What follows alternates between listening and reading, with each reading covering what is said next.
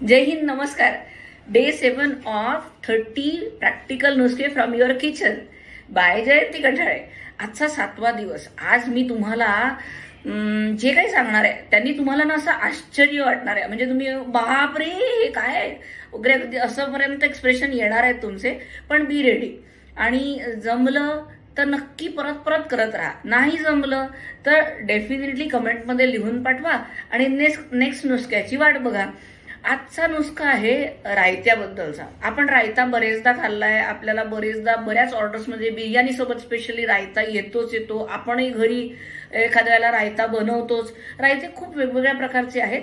त्यातलं एक कॉम्बिनेशन हे डेंजरस आहे. हे तुमच्या पोटात ऍसिडिक बॉम्ब किंवा ड्राउझीनेस किंवा डलनेस या तिन्ही गोष्टी एकत्र आणू शकत असतं.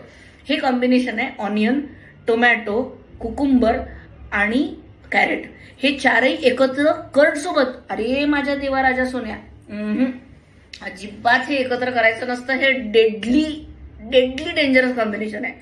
ऑनियन हिटिंग पंजंट म्हणून समजला जातो. त्याच्यासोबत कर्ड, बापरे कधीच नसतं खायचं. म्हणजे इम्पॉसिबल आहे असं खाणं हे कॉम्बिनेशन. त्याच्यानंतर टोमॅटो ऍसिडिक इन नेचर सोबत कर्ड, दोघही ऍसिडिक आहेत. दोन्ही ऍसिडिटी वेगवेगळ्या लेव्हलच्या आहेत. त्या तुम्ही एकत्र करून पोटात ऍक्च्युअली बॉम्ब टाकताय आणि मग ते फुटतात. मग तुम्हाला ऍसिडिटीचं आपली चिडचिड होते की काय खाल्लं मी. ऍक्च्युली प्रॉब्लेम त्या रायत्याचा असतो. बिर्याणीचा इश्यू नाही, मसाल्यांचा इश्यू नसतो.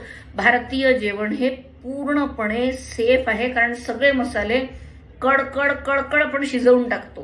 त्याच्यामुळे खूप स्पायसेसचा इश्यू होणार नाही. झाला इश्यू तर ह्या असल्या कॉम्बिनेशनचा होतो. तर हे कॉम्बिनेशन अवॉइड करा. नुसती काकडी आणि दही बेस्ट कॉम्बिनेशन. नुसतं टोमॅटो आणि कांदा चिरून बेस्ट कॉम्बिनेशन. त्याच्यासोबत कर्ड अजिबात नाही, तसं करायचं नसतं. कॅरेट कोणाही सोबत मिसळणार आहे.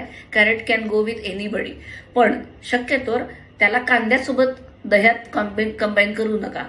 हे अवॉइड करा आणि स्वतःला सेफ ठेवा आणि आपल्या आजूबाजूच्यांना पण सांगा आणि त्यांना पण सेफ ठेवा. शक्यतोवर हा रायता खाणं बंद करा. याने ऍसिडिक लेवल नॉर्मल यायला सुरुवात होईल आणि तुमची डलनेस, ड्राउझीनेस सगळे कमी होतील. पटलं तर करा, परत करा. नाही पटलं तर कमेंटमध्ये लिहून पाठवा. मी वाट बघते. बाय.